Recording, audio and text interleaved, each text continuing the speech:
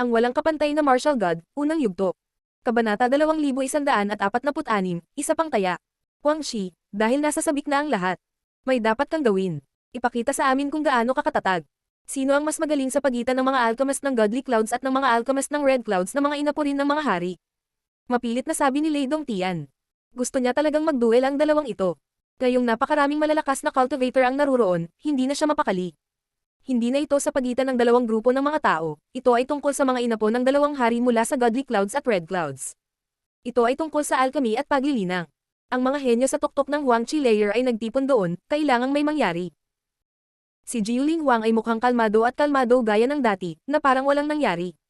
Siya ang unang master ng Red Clouds, paano niya matatakot si Huang Shi? Hindi siya natatakot na makipaglaban sa mga taong mas malakas kaysa sa kanya, gayunpaman. Gusto ko rin makakita ng alchemical techniques. Gusto kong makita kang may laban ng alchemical. Nakangiting sabi ni Xian Ren na para bang sigurado na ang dalawang ito ay magkakaroon ng laban ng alchemical. Nakakatuwa ang mga taong iyon, kailangang mag-away sina Huang Shi at Jiuling Huang. Bulong-bulungan ng mga chismis nang marinig nila iyon. Tumingin si Huang Shi kay Jiuling Huang, ang kanyang mga mata ay patuloy na kumikinang. Kinasusuklaman niya ang ganitong pakiramdam, gusto niyang magdesisyon para sa sarili niya kung gusto niyang lumaban o hindi. Hindi niya gusto kapag pinipilit siya ng mga tao na gawin ang anumang bagay, kinasusuklaman niya ito higit sa anumang bagay. Dahil hindi niya ito gusto, walang sino man ang maaaring pumilit sa kanya na gawin ang anumang bagay. Sa makatuwid, tumingin siya kay Jiuling Huang at sinabi, "Ikaw ang unang master ng Red Cloud, mayroon kang 9 na espiritu at 9 na apoy. Gustong-gusto kitang ipaglaban, pero ayoko kapag pinipilit ako ng mga tao. Maglalaban tayo sa meeting of the Continent of the Nine Clouds, okay ka lang ba niyan?" Ha? Nang marinig ng mga tao si Huang Shi, nagulat sila. Ang lalaking iyon ay nakakagulat na nagpa siya na pumikit. Hindi ba nag-aalala si Huang Shi na pagtatawanan siya ng mga tao? Umaasa sina Lei Dongtian at Xian Ren na magduel siya, kaya naman mapilit sila, ngunit hindi yumuko si Huang Shi sa kanilang pressure. Nagtaka ang mga tao kung bakit. Gusto mong labanan ng aking kapatid at ngayon ay narito ka at sinasabi sa akin na hindi mo gusto kapag pinipilit ka ng mga tao na gawin ang isang bagay. Ang ibig mo bang sabihin ay gusto mo lamang makipaglaban sa mga mahihinang tao? Sabi ni Jiuling Huang, ayaw sumuko. Bago siya dumating, nais ni Huang Shi na labanan si Yao Yao at tumaya sa kani-kanilang apoy. Sinubukan niya itong pilitin, na parang hindi makatanggi si Yao Yao. Hindi sumuko si Jiuling Huang. Walang masabi si Huang Shi. May kapatid ka, at may kapatid ako. Sila rin ay mga inapo ng mga hari. Sabi ni Huang Shi. May naalala ang mga tao, isang napakalaking cultivator, si Huang Jia. Gayunpaman, alam ng lahat na si Huang Jia ay hindi mahilig gumawa ng mga pellets, siya ay isang palaban na halimaw. Siya ay baliw. Si Huang Jia at Huang Shi ay may ganap na magkaibang personalidad. Sa makatuwid, binabanggit ni Huang Shi ang tungkol sa kanyang kapatid na naging dahilan upang pagdudahan ng maraming tao ang kanyang intensyon. Kung nagkaroon ng alchemical battle sina Huang Jia at Yao Yao, hindi mananalo si Huang Jia, ayaw niyang gumawa ng mga pellets. At pagkatapos, tanong ni Jiuling Huang. Ang kapatid ko ay hindi magaling sa alchemy, gayunpaman, mahilig siyang makipag-away. Dahan-daang sabi ni Huang Shi. Alam ng lahat iyon, hindi siya nagsisinungaling tungkol dito. Kung nag-away ng maayos sina Huang Jia at Yao Yao, hindi magkakaroon ng pagkakataon si Yao Yao.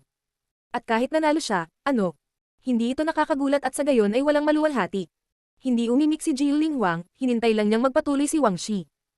Ang aking kapatid ay talagang masama sa alchemy, ngunit siya ay isang kamanghamanghang manlalaban. Hindi niya kayang labanan ang kapatid mo. Sa makatuwid, magiging hanggan na ihambing ang mga ito. Gayunpaman, dahil nasa ganoong sitwasyon kami ngayon at ayokong makipag-away, maaari kong hilingin sa aking kapatid na makisali. Mas bata siya sa akin ng 4 na taon, dapat ay mas bata siya sa ilan sa iyong mga taga-Red Clouds. Sa makatuwid, ang iyong mga tao na mga inapo ng mga hari ay maaaring lumaban sa kanya. Siyempre, First Master ka ng Red Clouds, hindi mo siya kayang labanan. Hindi lang ikaw ang mga taong mula sa Red Clouds na mga inapo ng mga hari, dapat may iba pa. Hanggat sila ay mga emperador, maaari nilang labanan ang aking kapatid, kung ang aking kapatid ay matalo, handa akong makipagpustahan sa aking apoy na nakataya. Lumitaw ang apoy sa kamay ni Huang Shi, purong puti habang sumasayaw sila doon. Ito ay hindi nakakapaso na mainit, ngunit ito ay pambihira. Gaano katapang. Nakakagulat na handang isuko ni Huang Shi ang kanyang apoy. Gayunpaman, hindi matatalo ang baliw na cultivator ng Pellet Kings clan maliban kung personal siyang lalabanan ng First Master of Red Clouds na si Jiuling Huang. Walang maglalakas loob na saktan siya. Alam ng mga taong nakakakilala kay Huang Jia na hindi ito patas na panukala. Naunawaan ng lahat na ang gayong labanan ay magiging kapaki-pakinabang para kay Huang Shi. Ayaw niyang lumaban kay Jiuling Huang dahil alam niyang hindi siya mananalo. Hindi pa narinig ni Jiuling Huang ang tungkol sa nakababatang kapatid ni Huang Shi at hindi niya alam kung gaano siya kalakas. Gayunpaman, alam niya na kung handang tumaya si Wang Shi sa kanyang apoy, nangangahulugan ito na nakakatakot ang kakayahan ng kanyang nakababatang kapatid sa pakikipaglaban. Alam ni Wang Shi na siguradong mananalo sila, kaya naglakas loob siyang tumaya sa kanyang apoy. Ang isang malakas na apoy ay hindi mabibili ng salapi para sa mga alchemist, lahat sila ay nagsasanay sa paglilinang ng apoy. Kung walang apoy, hindi sila makakagawa ng mga remedyo, tulad ng mga gumagawa ng armas na walang magagawa ng walang deployment spells. Ang mga lubhang mahahalagang remedyo ay maaaring gawin sa ilang partikular na kondisyon lamang, na nangangailangan ng nakakatakot na temperatura at isang hindi kapanipaniwalang kaldero. Paano kung manalo ang kapatid mo? Tanong ni Yao Yao. Tumiti si Wang Shi at sinabi. Dahil tumanggi akong lumaban, wala akong mahihiling. Ang tanging kailangan ko lang ay ang pumatay sa isang miyembro ng aking angkan ay dapat mamatay. Nang sabihin niyon ni Wang Shi, lahat ay tumingin kay Lin Feng na nasa tabi ni Yao Yao. Pinatay niya si Wang Zan. Gayunpaman, sinabi ni Wang Shi na wala siyang kinakailangan bago iyon, na nangangahulugan na sa kanyang mga mata, ang buhay ni Lin Feng ay hindi isang kinakailangan, ito ay maihahambing sa kanyang apoy. Para sa kanya, ang buhay ni Lin Feng ay talagang hindi gaanong mahalaga kaysa sa kanyang apoy dahil sinabi niyang wala siyang gusto. Tumingin si Jiuling Huang kay Lin Feng, tumingin si Yao Yao sa kanya at sinabi, Brother, hindi siya galing sa clan namin. Mahinahong sabi ni Jiuling Huang. At dahil hindi ko siya mahuli, pwede tayong tumaya. Sa makatuwid, kung hindi ka makikisali, ayos lang, ako na ang bahala sa iba. Tumiti si Wang Shi. Kawili-wili. Sabi ni Prinsipe Wu Qing. Napatingin sa kanya ang karamihan. Siya ay tumingin malamig at hiwalay. Medyo naaliw din siya. Si Lin Feng ay mula sa Dark Clouds, sikat siya doon, hindi gaanong sikat kaysa sa kanyang sarili. Gayunpaman, nasa ibang lugar sila ngayon at may gustong tumaya sa kanyang apoy para sa kanyang buhay. Ito ay kawili-wili. Talaga, kawili-wili. Sabi ni Mo Yu, malamig na ngumiti. Mukhang galit siya, sa totoo lang. Nasa Godly Cloud City tayo, maaari mo siyang salakayin ayon sa gusto mo, hindi ka namin mapipigilan, kaya bakit ganoon ang kahilingan? Sabi ni Jiuling Huang na nakatingin kay Wang Shi. Sana lang manalo siya para manatiling buhay, simple, di ba? Nakangiting sabi ni Wang Shi. Bastos, brother hindi mo matatanggap. Sabi ni Yao Yao, nakatingin kay Jiuling Huang.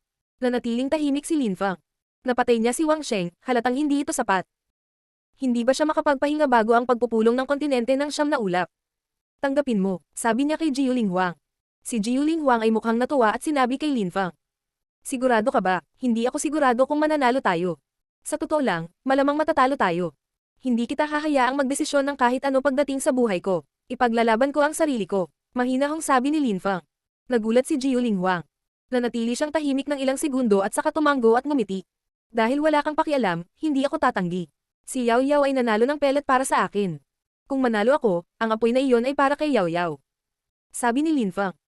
Mas lalong natuwa si Jiuling Huang at tumango. Sige, kung manalo ka, bigyan mo ng apoy si Yao Yao. Tumiti si Wang Shi. Mananalo kaya si Lin Feng? Alam ni Wang Shi na ang kanyang kapatid na si Wang Jia ay napakalakas. Siya ay sikat sa Godly Cloud City. Sa kanilang angkan, sa mga tuntunin ng lakas at alchemy, si Wang Shi ang nauna, ngunit sa mga tuntunin ng talento, si Wang Jia ang nauna. Sa totoo lang, nauna silang dalawa. Sino ang gusto mong patayin ko? May malakas na tanong sa di kalayuan. Isa pa itong binata. Gayunpaman, hindi siya kalmado gaya ni Wang Shi. Mukha siyang agresibo at ligaw. Nang dumating si Wang Jia, huminto siya sa hangin at naglabas ng nakakapasong mainit na chi. Ibinalik niya ang tingin sa crowd. Humakbang pasulong si Lin Feng. Gayunpaman, hindi siya nagmamadaling umatake, tumingin din siya sa mga tao at ngumiti. Kung papatayin ko siya, ano ang mangyayari? Nang sabihin niyo ni Lin Feng, lahat ay mukhang namangha. Ano ang mangyayari kung patayin ni Lin Feng si Wang Jia? Ang walang kapantay na martial god, unang yugto. Kabanata 2147, Sino ang baliw? Si Wang Jia ay biolohikal na kapatid ni Wang Shi. Pareho silang direktang inapo ng hari ng Pellet Kings clan. Pareho silang hindi kapanipaniwalang talino. Kahit na hindi siya mahilig gumawa ng mga pellets, siya ay isang hindi kapanipaniwalang henyo. Kung mamatay siya, ano ang gagawin ng Pellet Kings clan? Ang problema ay pinahintulutan si Wang Jia na patayin si Lin Feng, ngunit ano ang mangyayari kung patayin siya ni Lin Feng? Si Lin Feng ay hindi mula sa Godly Cloud City, ang Pellet Kings clan ay mula sa Godly Cloud City. Hindi magawa ng mga dayuhan ang gusto nila dito. Kahit na gustong protektahan siya ni Jiuling Huang at ng iba pa, hindi nila magagawa. Ang labanang ito ay hindi gaanong patas. Siyempre, matapang si Lin Feng na sabihin iyon. Nakakatawa. Sabi ni Wang Shi, na humagalpak sa tawa nang marinig niya si Lin Feng. Kung mapapatay mo si Wang Jia, tiyak na hindi ka hahabulin ng Pellet Kings clan. Maaari ba akong magtiwala sa iyo, ngunit? Walang pakialam na tanong ni Lin Feng, nakangiting malamig. Kung papatayin ko si Wang Jia, magpapadala ka ng mas maraming elder para patayin ako, sasabihin nila sa akin kung ano. Pinapatay ko ang mga kabataan mula sa Pellet Kings clan para mapatay nila ako at kailangan kong mamatay. Natututo ako sa mga pagkakamali ko. Nagbibiro ka, ano bang gusto mo? Malamig na tanong ni Wang Shi na may pagpatay sa kanyang mga mata. Una, paalisin mo ang lahat ng Great Emperor sa tabi mo. Hindi ko nais na walang kahihiyang atakihin ako ng mga Great Emperor ng biglaan sa isang labanan. Mahinahong sabi ni Lin Feng. Malamig na tiningnan siya ni Wang Shi at ikanaway ang kanyang kamay. Sinabi niya, lahat ng mga Great Emperor, bumalik. Ang mga Great Emperor ng kanyang angkan ay malamig na umungol at umalis. Maganda na ba ngayon? Tanong ni Wang Shi, pinaglalaroan ng apoy sa kanyang kamay. Mayroon bang sino man mula sa Godly Cloud City ang tumatanggap ng pagkilos bilang isang referee sa panahon ng labanan? Tanong ni Lin Feng na kalmadong nakatingin sa paligid. Inaasahan niyang walang sino mang makagulat sa kanya bago ang pagpupulong ng kontinente ng Siyam na Ulap. Tanungin ulit kita, sigurado ka ba na ang sinabi mo ay kumakatawan sa opinyon ng buong angkan mo, ang Pellet Kings clan? Malamig na ulit ni Lei Dongtian. Nakatitig siya kay Wang Shi gamit ang kanyang mga mata ng demonyo. Siyempre, sabi ni Wang Shi, hinayla ang mahabang mukha. Siya ay nagagalit. Bakit ang mga taong ito ay nag-aaksaya ng maraming oras para sa isang simpleng labanan? Magaling. Dahil sinabi ito ni Wang Shi, ang Devamara Thunder Clan ay handang kumilos bilang isang referee. Kung papatayin mo si Wang Jia, maaari kang pumunta sa Devamara Thunder Clan. Paprotektahan ka namin at agad kang magiging kwalipikado para sa susunod na round sa apat na pangunahing angkan nang hindi dumaan sa anumang uri ng pagsubok. Mataimtim na sabi ni Lei Dongtian. Kapag pumunta ka sa isa sa apat na angkan, ibig sabihin ay makakasali ka sa pulong ng kontinente ng Siyam na Ulap. Tapos, kahit walang hiya ang Pellet Kings clan, hindi sila maglalakas loob na salakayin ka, dahil labag ito sa mga patakaran. Alam ng mga tao ang mga tuntunin ng pagpupulong ng kontinente ng Siyam na Ulap. Hindi na maaatake ang mga napili. Kaya naman nanatiling patas ang pagpupulong ng kontinente ng Siyam na Ulap. Walang makakaimpluwensya sa pulong. Kung hindi, ang makapangyarihang mga angkan mula sa Godly Cloud City ay maaaring magpadala ng mga nakakatakot na malalakas na cultivator upang patayin ang malalakas na dayuhang mandirigma at pigilan silang makilahok. Sa ganoong paraan, ang mga clans mula sa Godly Cloud City ay magkakaroon ng mas maraming pagkakataon na mas mataas ang ranggo. Walang nang ahas na lumabag sa mga patakaran sa Godly Cloud City dahil may mga opisyal ng pagpapatupad ng batas ang shrines. Sinubukan ng ilang tao na labagin ang mga alituntunin upang matulungan ng ilan sa kanilang mga kamag-anak. Nawala sila sa parehong araw. Walang nang ahas na lumabag muli sa mga patakaran. Dahil sa ganoong paraan, mag-iwan ng espasyo para sa labanan, salamat. Ang mga tao mula sa Pellet Kings clan ay dapat lumayo, hindi sila maaaring makisali. Mahinahong sabi ni Lin Feng. Malamig na tiningnan siya ni Wang Shi at sinabi, napakabastos. Anong klaseng tao kami sa tingin mo? Alam na alam mo kung anong uri ng mga tao kayo. Wala akong kailangang sabihin tungkol dyan. Malamig na tugon ni Lin Feng. Kawili-wili. Malamig na sabi ni Wang Shi. Naglakad siya pasulong sa tabi ng mga miyembro ng Pellet Kings clan. Hehe, talagang, kawili-wili. Sabi ni Xian Ren, na mukhang hindi nababagabag tulad ng dati. Lumipat siya at lumapag sa tabi ni Prinsipe Wuqi. Pareho silang tumayo sa harapan ni Wang Shi at ng iba pang miyembro ng kanyang angkan para pigilan silang masangkot, kung sakali. Pagkatapos noon, maraming tao ang lumayo para bigyan ng espasyo sina Lin Feng at Wang Jia para lumaban. Gusto nilang makita kung gaano kalakas si Wang Jia. Sa kasamaang palad, tumanggi rin si Wang Shi na lumaban, kung hindi, ito ay magiging mas kawili-wili. Ngunit malamang na ginawa niya ang kanyang kapatid na ipaglaban para sa kanyang angkan upang mabawi ang mukha, una sa pamamagitan ng pagkapanalo, at pangalawa sa pamamagitan ng pagpatay kay Lin Feng, na pumatay sa isa sa kanilang mga tao. Hindi inisip ni Wang Shi na patas ang labanan. Ang buhay ni Lin Feng ay hindi gaanong mahalaga kaysa sa kanyang apoy, sa kanyang opinyon. Gusto lang niyang mabawi ang mukha, ngunit nililibang pa rin siya ni Lin Feng. Kaya naman, masaya siyang nanonood ng laban. Tanging sina Lin Feng at Wang Jia lang ang naiwan sa gitna. Galit na inilabas ni Wang Jia ang kanyang chi. Nagmukha siyang ligaw at baliw nang sumabog ang kanyang chi. Ang dal-dal mo talaga. Sabi ni Wang Jia.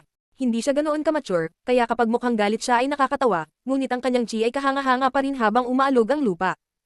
Para siyang naguguluhan habang patuloy na lumalakas ang kanyang chi. Nagsimulang tumibok ang puso ng mga tao nang tumingin sa kanya.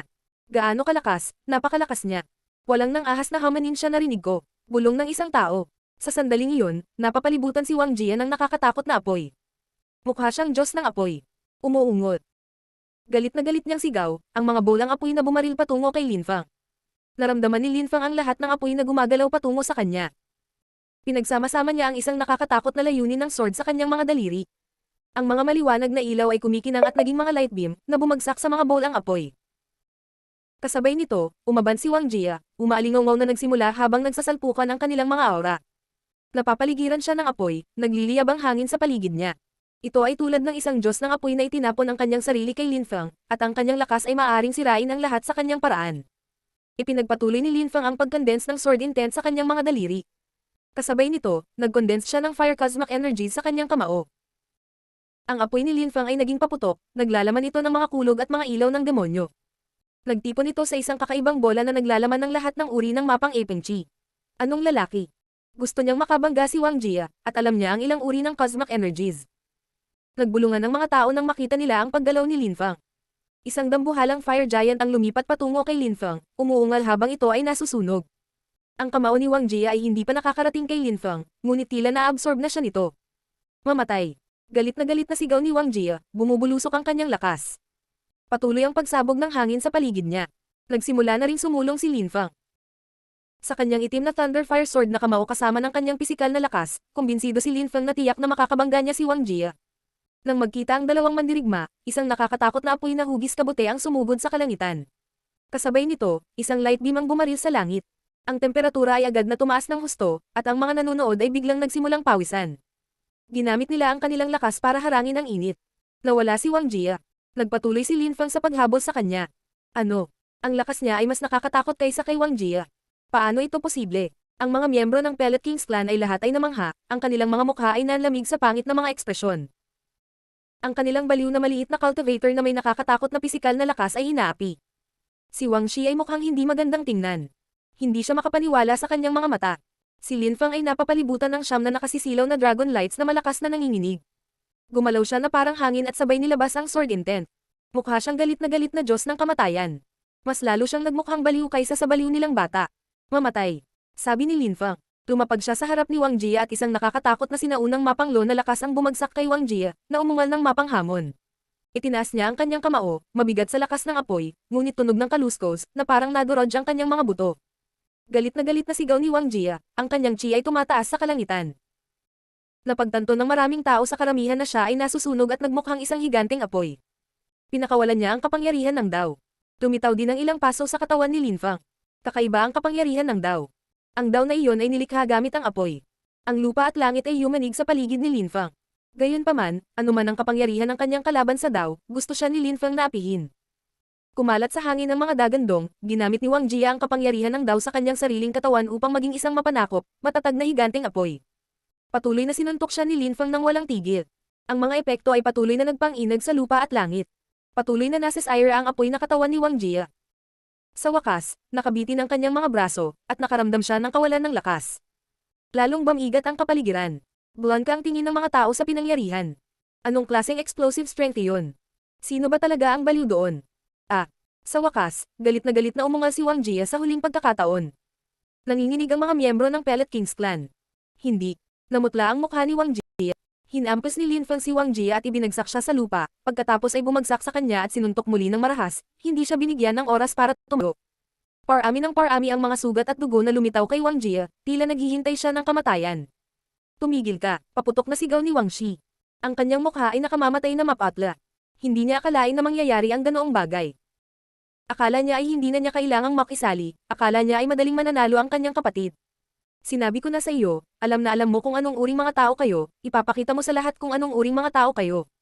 Malungkot na sabi ni Lin Feng pagkatapos lumingon, nakatitig kay Wang Shi. Pagkatapos, tumalikod siya at muling sinuntok si Wang Jia. Malaking sugat ang lumitaw sa katawan ni Wang Jia, at bumulwak ang dugo. Ang walang kapantay na martial god, unang yugto. Kabanata 2148, sumisipsip. Bastos. Sigaw ni Wang Jia nang makita ang resulta. Ang kanyang mukha ay nakakatakot. Siya ay desperado at durog. Nanginginig ang mga kalamnan niya sa galit. Malapit na siyang sumabog. Hindi akalain ni Wang Shi na posible ang ganoong bagay. Ang kanyang kapatid, ang maliit na baliw na cultivator ng kanyang angkan, ay hinahampas hanggang sa mamatay ni Lin Feng. Tumanggi si Wang Shi na lumaban, nakipagpustahan siya sa sarili niyang apoy, dahil akala niya walang makakatalo sa kanyang nakababatang kapatid, hindi niya akalain na posibleng matalo. Akala niya noong una ay ipapahiya ng kanyang kapatid ang lahat ng mga taong ito, at magbabalik sila. Gayunpaman, iba ang resulta. Nadudurog ang kapatid niya. Hindi inakala ni Wang Jia na maaaring mangyari sa kanya ang ganoong bagay. Walang tao. Inakala ni Wang Jia na walang makakalaban sa kanya sa mga tuntunin ng pisikal na lakas dito. Naisip pa niya na si Lin Feng ay mas mahina kaysa sa kanya. Bastos ako. Nagmumukha kang mapagmataas at mayabang kanina, kapag isinasaalang-alang mo ang lahat at lahat ng bagay, mabilis kang magbago. Walang pusong sabi ni Lin Fang. Muli niyang sinuntok si Wang Jia, malakas ang tibok ng puso ni Wang Jia. Bitawan mo siya at hindi ka mamamatay. Malamig na sabi ni Wang Shi. Gayunpaman, ngumiti lang si Lin Fang ng mapanukso at mahinahong sinabi. Kaya nga hindi ko siya pinatay agad, gusto kong maghintay at makita kung paano magbabago ang mukha mo, nakikita mo ang pagkakaiba ngayon at ilang minuto ang nakalipas. Isa kang walang hiyang tanga. Naglabas si Wang Shi ng isang paputok na apoy. Gayunpaman, humakbang pasulong si Prinsipe Wu Qing at pinigilan siyang makadaan. Naglabas siya ng 3 threads of emotionlessness strength, na naging deadly technique, bawat thread ng emotionlessness strength ay maaring pumatay ng tao. Biglang huminto si Wang Shi at tinitigan si Prinsipe Wu Qing. Siya ay walang magawa. Wala kang pakialam sa mga pangako mo, alam naman nating lahat yon. Ngunit hindi mo kami maaaring balewalain na mga saksi. Malamig na sabi ni Prinsipe Wu Qing. Tama siya, may nakita tayong mali. Aabi ni Lei Dongtian, naka-cross arm sa harap ng dibdib niya. Nakatitig siya sa mga miyembro ng Pellet Kings clan at malamig na ngumiti. Saksi din ako, referee. Kung mananalo si Lin Fang, mapapatay niya si Wang Jia. Ang mukha ni Wang Jia ay nabaluktot ng puot, at ang kanyang mga mata ay nagdilim. Nang makita niya kung gaano kalmado at katahimikan si Lin Fang, lalo siyang nagalit, naunawaan niya kung paano pinatay ni Lin Fang ang mga Great Emperor na pinadala niya ngayon. Naghahanda pa nga siyang patayin si Wang Jia. Sa opinyon ni Wang Shi, pinlano ni Lin Fang ang lahat ng ito, kabilang ang pagkamatay ni Wang Jia. Tandaan mo, inilibing mo ang kapatid mo, pinatay mo. Ngunit dapat ikaw ang namatay, Wang Shi. Malamig na sabi ni Lin Fang. Ang kanyang boses ay umalangaw sa utak ni Wang Jia na parang boses ng demonyo. Pinatay ni Wang Shi ang kanyang nakababatang kapatid. Pinalakas nito ang tibok ng puso ng magkapatid. Noong iminungkahi ni Wang Shi ang labanang ito, nagplano na si Lin Fang na papatayin siya. Kaya hindi direktang pinatay ni Wang Shi ang kanyang kapatid sa pamamagitan ng pagtanggi na lumaban. Tiningnan ni Wang Shi ang siyam na dragon na galit na umuungal, ang kanyang mukha ay namutla. Hindi. Duguan ng mga mata niya. Isang dragon sa likod ni Lin Fang ang bamukha ng kanyang bibig at biglang kinain si Wang Jia ng buhay. Ang mukha ni Wang Shi ay nakakatakot, ang kanyang puso ay tumitibok sa kanyang mga tinga. Ang pinakatalentadong emperador ng Pellet Kings clan, dahil sa kaunting taya, ay napatay. Sa madaling salita, siya ay pinatay dahil sa pagmamataas at kayabangan ni Wang Shi.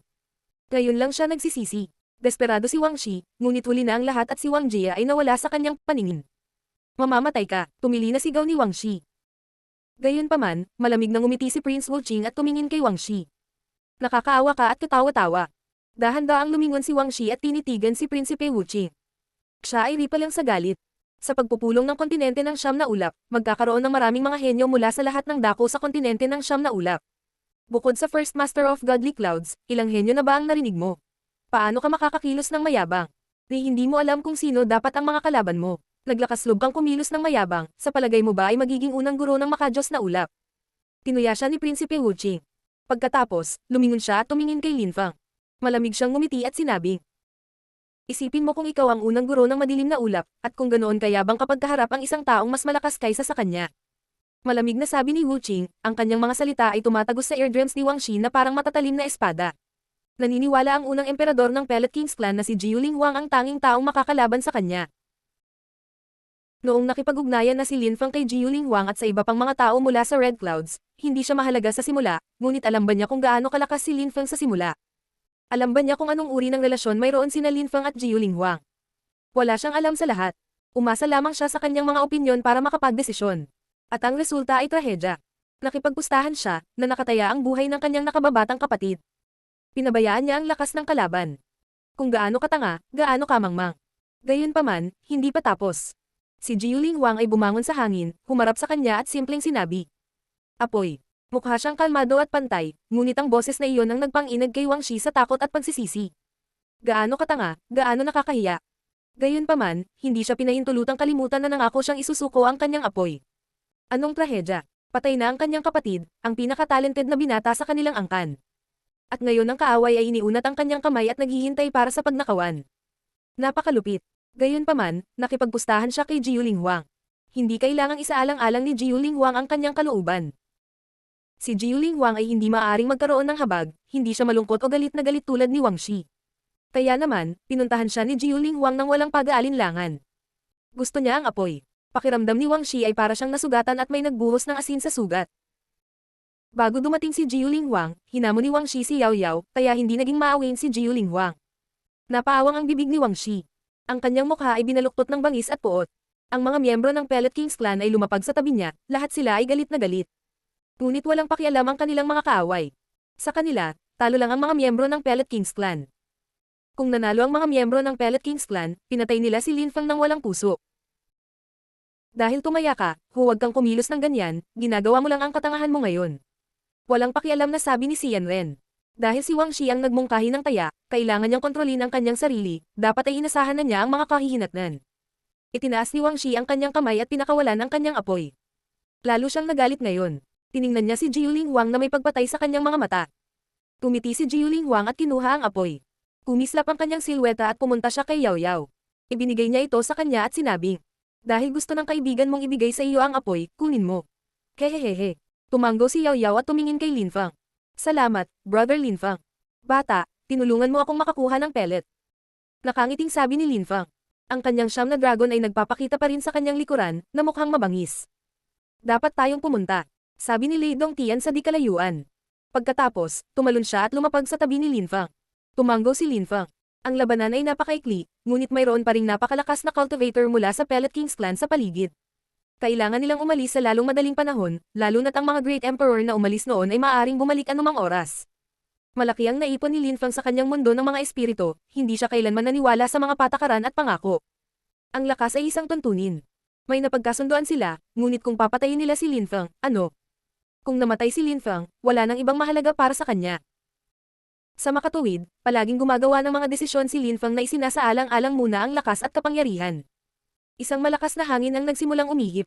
Ang dalawang cultivator ay nawala sa mga pagpalakpak ng kulog at muling lumitaw sa malayo. Nangako si Lei Dongtian kay Lin Feng na kung manalo siya, ibabalik niya siya sa kanyang angkan at magiging kwalipikado siyang magpatuloy sa susunod na hakbang, na kinabibilangan ng pagpunta sa isa sa apat na pinakamakapangyarihang angkan. Habulin mo siya. Mabangis na sabi ni Wang Shi. Tiningnan niya si Lin Feng nang may pagpatay sa kanyang mga mata. Ang mga tao ay nakatingin sa malayo. Gaya ng naisip ni Lin Feng, wala silang pakialam sa kanilang salita. Ang walang kapantay na martial god, unang yugto. Kabanata 2149, Deva Mara Thunder Clan. Pagkaalis ni Lin Feng, lahat ng tao ay namangha. Pagkatapos, huminga sila ng malalim at tumingin kay Prinsipe Wuqing. Si Prince Wuqing ang unang master ng Dark Knight region. Si Lin Feng ay tila hindi kilala doon. Siya ay malamang na itinuturing na isang nakakatakot na henyo doon. Iilan lang ang nakakaalam tungkol sa kanya sa Godly Cloud City. Tulad ng sinabi ni Prince Wuqing, maraming mga henyo sa Godly Cloud City at marami sa kanila ang lalahok sa Meeting of the Continent of the Nine Clouds. Mahalagang kilalanin ng mga kaaway bago kumilos ng mayabang. Nang maisip iyon ng mga tao, huminga sila ng malalim. Ang pananatiling maingat ay pa rin ang pinakamahusay na bagay na dapat gawin. Paano kung may nasaktan sila, at nauwi sa katulad ni Wang Jia? Napakalakas ni Brother Lin Feng, malamang na makakalaban kanya. Sabi ni Yao Yao, nakatingin kay Jiuling Huang at bumuntong hininga. Kahit na alam niyang sikat si Lin Feng sa Dark Knight region, hindi niya akalain na magiging ganoon kalakas si Lin Feng. Talagang malakas siya. Hindi ko alam kung gaano siya kalakas kung gagamitin niya ang buong lakas niya. Sabi ni Jiuling Huang, habang pinagmamasdan si Lin Feng na mawala sa malayo. Para siyang hindi nataranta sa ideya. Tumingon si Jiuling Huang at tumingin sa paligid. May 2 taong nakatingin sa kanya, na puno ng hangin ang kanilang chi. Ang unang master ng Red Clouds, Jiuling Huang. Ang unang master ng madilim na ulap, si Prinsipe Wuqing. Nagkatinginan sila. Malamang na sila ay lalaban sa yugto ng labanan ng Meeting of the Continent of the Nine Clouds. Ito ay magiging isang hindi kapani-paniwalang labanan. Kawili-wili. Tumiti si Xian Ren. Tumaas din ang kanyang chi. Nasa iisang panig sila kanina, ngunit alam nila na maaaring magkaaway sila sa yugto ng labanan ng Meeting of the Continent of the Nine Clouds. Halos lahat ng nakilala nila sa Godly Cloud City sa mga araw na ito ay maaaring maging kalaban nila sa battle stage ng Meeting of the Continent of the Nine Clouds, kahit na marami sa kanila ang hindi magiging qualified. Ang Pellet Kings clan ay labis na napahiya. Pinatay pa niya ang nakababatang kapatid ni Wang Shi, si Wang Jia. How deserving. Naisip ng maraming tao, nagbubuntong hininga o nalilibang ayon sa kanilang nakikita. Sino ang mag-akala na ang laban ng Alchemical sa pagitan ni Wang Sheng at ng mga taong iyon mula sa Red Clouds ay haantong sa paghanga sa buong Eastern Town? Sa sandaling iyon, dumating sina Lei Dongtian at Lin Feng sa Demon Town. Tinawag nila itong Demon Town, ngunit ang totoo ay ang Deva Mara Thunder Clan lang ito. Ito ay isang madilim na lungsod, ang lahat ng mga gusali ay itim at kamanghamanghang. Deva Mara Thunder Clan. Laming-galing si Lin Feng sa paligid at nakita ang mga itim na tore sa paligid. Ang lakas ng Deva Mara Kalpa ay patuloy na kumikinang sa lahat ng dako. Parang ang lakas ng Deva Mara Kalpa ay maaaring bumaba mula sa langit anumang oras. Ano yan? Tanong ni Lin Feng. Sumimangot siya at tumingin sa isang kastilyo na may nakakatakot na chi. Iyan ay isang protektadong lugar kung saan ang aking angkan ay nagtatago ng lahat ng aming mga kayamanan, mga sandata ng mga Saint Emperor, Deva Mara na Perlas, at Deva Mara Thunder Kalpa. Ang lakas nito ay bumabalot sa angkan. Kasabay nito, kung sino man mula sa labas ang papasok sa aming angkan, ito ay magpapagana sa mga perlas ng Deva Mara at aatake sa kanilang kaluluwa. Nakangiting sagot ni Lei Dongtian. Sa sandaling ito, mayroon siyang isang napakalaking pares ng itim na pakpak sa kanyang likod, na naalala niya sa kanyang katawan. Si Lin Feng ay interesado sa lahat ng iyon. Ang mga pakpak ni Lei Dongtian ay nagpapahintulot sa kanya na kumilos ng kasing bilis ng kidlat. Siya ay napakabilis. Bilang miyembro ng Deva Mara Thunder Clan, malamang na alam niya ang ilang nakakatakot na pag-atake. Mga sandata ni Saint. Gaano kalakas at maimpluwensya. Nagtataka ako kung anong uri ng cultivator ang maaaring gumawa ng mga sandata ng mga Saint Emperor. Ang ganoong tao ay dapat na hindi bababa sa isang Great Deployment Master, naisip ni Lin Feng. Nalampasan ng mga banal ang kamunduhan. Wala silang pakialam sa cosmic energies, mayroon silang sariling nakakatakot na mapanirang lakas. Ngunit maaari rin silang magkaroon ng mga armas, at ang mga sandata na iyon ay kailangang maging kapakipakinabang at magkaroon ng parehong lakas tulad ng dati. Mahirap isipin na magpa-picture si Lin Feng, gayunpaman. Ang Deva Mara Thunder Clan ay may mga Saints weapons at Deva Mara skills at techniques, dapat na napakalakas ng mga ito. Obserbasyon ni Lin Feng. Tumanggo si Lei Dongtian at ngumiti. Oo naman. Lin Feng, pumasok ka. Sa Deva Mara Thunder Clan, walang kasing daming malalakas na cultivator tulad ng sa Ancient Holy Clans, ngunit ang mga taong sumali sa Deva Mara Thunder Clan ay pawang mga tunay na bayani. Maraming tao ang gustong sumama sa amin, ngunit hindi nila magawa. Bakit? Tanong ni Lin Feng. Hindi lang sila pinipili ng Deva Mara Thunder Clan. Kahit na ang level 2 ng mga grupo ay hindi katulad ng 4 na pinakamaimpluwensyang at makapangyarihang mga grupo, at hindi kami makakapili ng mga tao para sa pulong, mayroon pa rin kaming espesyal na posisyon sa bayan. Ang mga espesyal na tao lang na may tiyak na reputasyon ang maaaring sumali sa amin, at pagkatapos ay hindi na nila kailangan pang kumuha ng pagsusulit para makapunta sa 4 na grupo para sa pulong. Nakangiting sabi ni Lei Dongtian. Kaya ang ibig mong sabihin ay kailangan ding mapili ang level 2 groups. Tanong ni Lin Feng. Iba naman. Hindi kami pumipili. Tanging ang mga taong kinikilala natin ang maaaring pumasok, kaya hindi na natin kailangang maghanda ng pagsusulit o anumang bagay na katulad nito. Dalhin na lang natin sila sa 4 na grupo. Kung gusto mo, maaari ka naming dalhin sa 4 na grupo, makakatanggap ka ng isang proteksyon na kwintas at walang maglalakas loob na hawakan ka sa Godly Cloud City dahil mapipili ka na para sa Meeting of the Continent of the Nine Clouds. Paliwanag ni Lei Dongtian, na nagpangiti kay Lin Feng. Naintindihan niya, ang level 2 na mga grupo ay iba sa ibang mga grupo. Maaari silang magpadala ng kanilang sariling mga tao, ngunit hindi nila kailangang magpadala ng mga estranghero sa 4 na grupo. Kung sino man ang makasali sa isang level 2 na grupo, maaari silang direktang pumunta sa 4 na grupo nang hindi kumukuha ng pagsusulit. Siyempre, para sa mga henyo, kaunting tulong lang, dahil ang mga henyo ay madaling makapasa sa pagsusulit sa mas maliliit na Ancient Holy Clans. Nakangiting alam ni Lei Dongtian. Naglibot silang dalawa sa teritoryo ng Deva Mara Thunder Clan.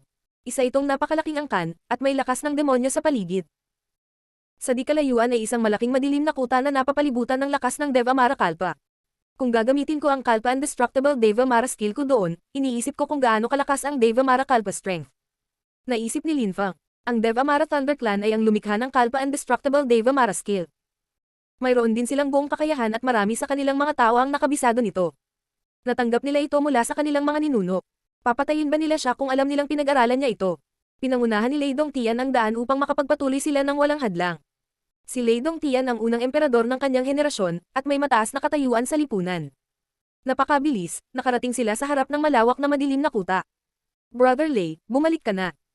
May masayang tumawag kay Lei Dongtian. Talaga. Masayang sagot ni Lei Dongtian. Nagpatuloy sa paglalakad ang dalawa. Maraming tao ang tumingin kay Lin Feng gamit ang kanilang mga itim na mata, na minsang nagpang-inag kay Lin Feng. Karamihan sa mga tao sa Deva Mara Thunder Clan ay mga demon cultivator. Lahat sila ay brutal, malamig, at hiwalay. Lei Dongtian, sino yun? Paano siya napunta sa Deva Mara Thunder Clan? Siguradong malakas siya. Bulalas ng isang matangkad at matipunong tao, nakatitig kay Lin Feng gamit ang kanyang napakalaking demonyong mga mata. Medyo nakakatakot ang itsura niya. Napakalakas ng hangarin ng demonyo. Naisip ni Lin Feng. Nagdilim din ang kanyang mga mata, at napatingin sa lalaking iyon. Ang nagmumura ng mga ilaw ng demonyo ay naging mga Holy Spirit at tumagos sa mga mata ng iba. Nagulat ang matangkad at matipunong lalaki. Kumikislap ang mga enerhiya na may mga dagandong at kaluskos sa pagitan nila. Lumitaw ang mga bitak sa lupa. Tinitigan ng lalaki si Lin Feng at sumigaw ng malakas. Kawili-wili, Lei Dongtian, ang taong ito ay masaya. Mas maraming kulog ang yumanig sa hangin habang inihagis niya ang sarili kay Linfang. Bawat hakbang niya ay yumanig ng malakas ang lupa, parang guguho na ang mundo. Isang dambuhalang kamay ang gumalaw patungo kay Linfang at pinagbantaan siya. Maaaring durugan ng nakakatakot na kapangyarihan ng demonyo si Linfang at maging alikabok. Tumabi si Lei Dongtian at matiyag ang ngumiti. Kakaibang lalaki, hindi magiging madali para sa kanya.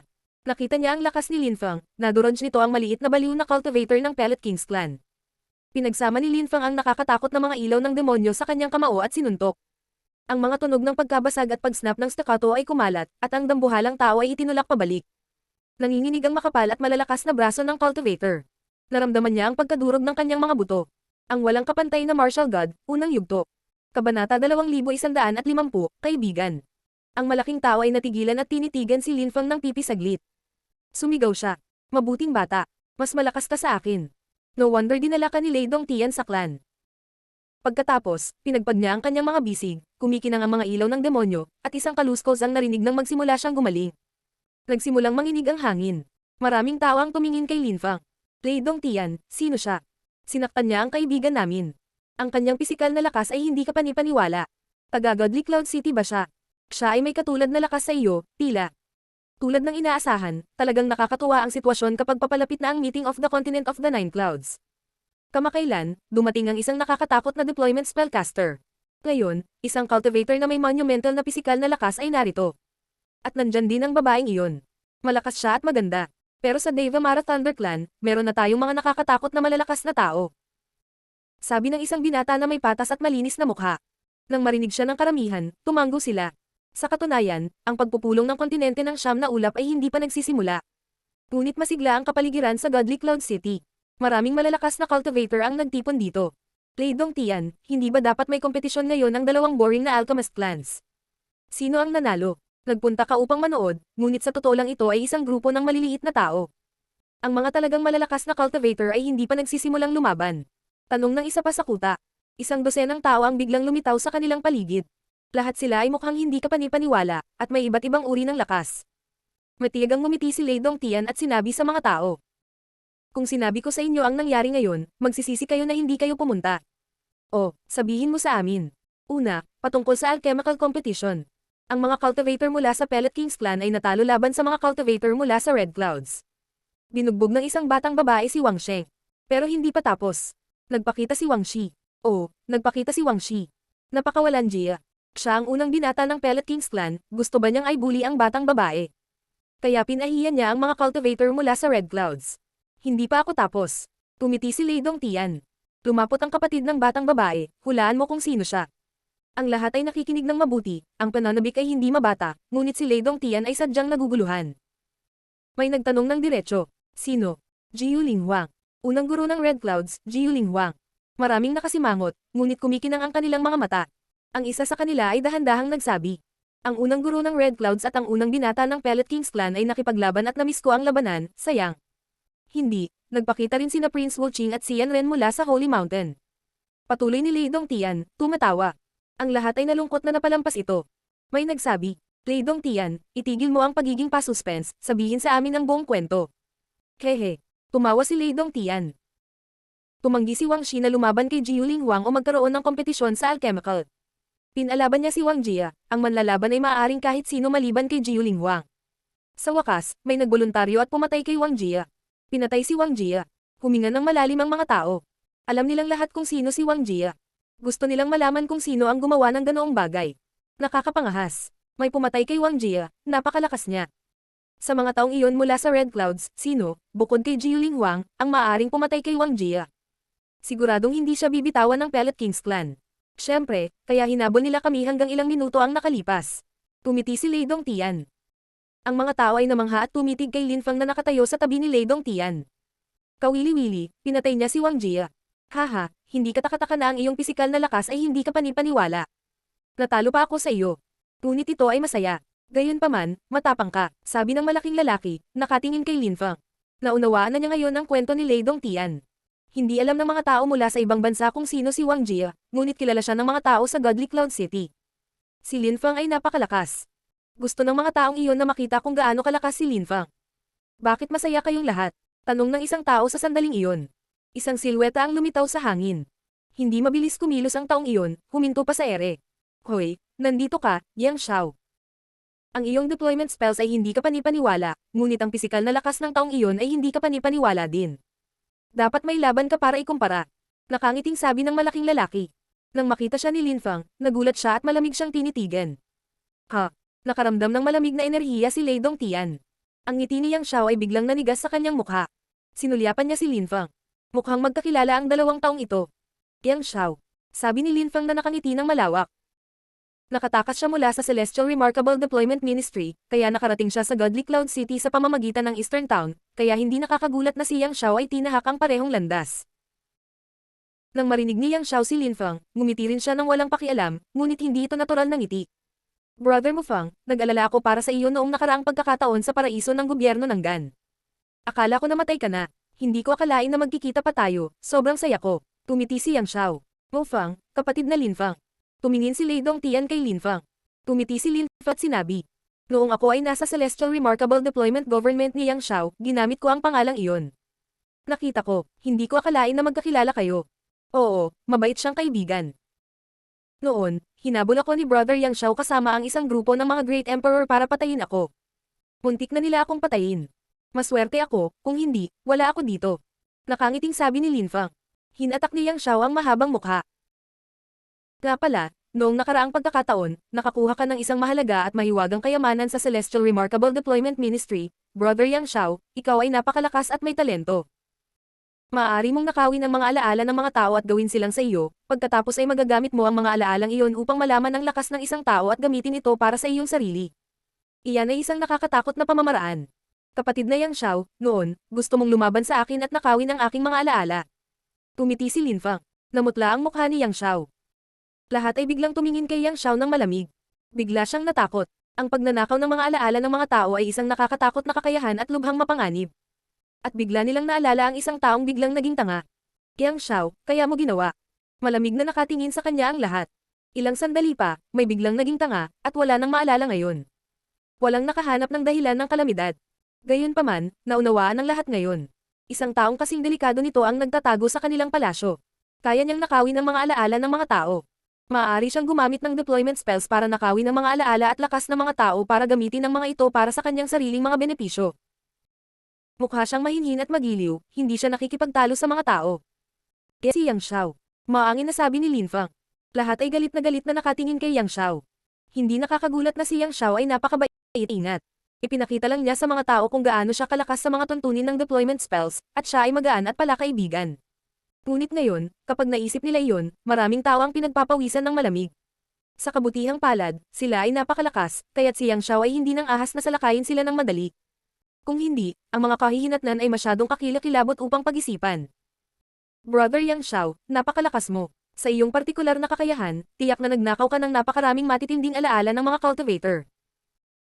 Tiyak na nagtatago ka ng napakaraming misteryosong lakas sa iyong katawan. Nakakatakot. Masayang pagpapatuloy ni Lin Fang. Hinatak ni Yang Xiao ang mahabang mukha. Galit na galit siya. Ngunit pagkatapos ay ngumiti siya sa karamihan at sinabi. Ako, si Yang Xiao, inaamin ko na ginawa ito. Ngunit siya ay gumagawa ng mga walang kwentang salita. Hindi ko siya inatake. At hindi ako sapat na malakas para atihin kayo. At saka, ngayong alam na ninyong lahat ang tungkol dyan, hindi ko na uulitin. Magkaibigan tayo. Gaano tuso? Naisip ni Lin Fang. Gaya ng inaasahan, nang marinig ng karamihan si Yang Xiao, malamig lang silang tumingin sa kanya. Kahit na naging palakaibigan ang mga ito sa kanya, naging palakaibigan lang sila, iyon nga lang, hindi siya mahalaga sa kanila. Ang kanilang mga alaala ay mahalaga, hindi nila kayang magkaroon ng isang tao sa paligid na maaaring nakawin ang kanilang mga alaala sa paligid. Ang mga tao ay palaging gumagawa ng mga desisyon para sa kanilang sariling mga benepisyo, iyon ay normal. Wala akong pakialam. Mahinahong sabi ng isang tao. Dahil sinabi ito ni Yang Xiao, mapapatawad ko siya. Gayunpaman, kung may mangyari sa sino man sa atin, dapat tayong magsanib at patayin siya. Huwag kang mag-alala, hindi ko na uulitin, isinusumpa ko. Sabi ni Yang Xiao na may mahigpit na katwiran sa lahat, kasama na si Lei Dongtian. Si Lei Dongtian ang pinuno ng pangkat ng silangan. Siya ay galit na galit, pagkatapos ng lahat, ang mga alaala ng mga tao ay hindi mabibili ng salapi. Ngunit ang pagpaparusa kay Yang Xiao ay walang silbi ngayon. Nang makita ni Lei Dongtian ang mga mukha ng lahat, malamig siyang ngumiti sa loob, ngunit hindi niya ipinakita ang kanyang emosyon. Dahil sa ganoong paraan, kalimutan na natin ito. Kung maulit ito, ang mga miyembro ng Dev Amara Thunder Clan ay magkakapit-bisig para patayin ka. Talaga. Nakangiting sagot ni Yang Xiao. Malayo siya sa panganib. Gayunpaman, sa sandaling iyon, napuno ng malamig na enerhiya ang hangin. Napatingin ang mga tao sa malayo at nakakita sila ng magandang silweta na kasing lamig at matalim na parang talon ng espada. Nang makita siya ni Lin Feng, sumimangot siya. Siya iyon.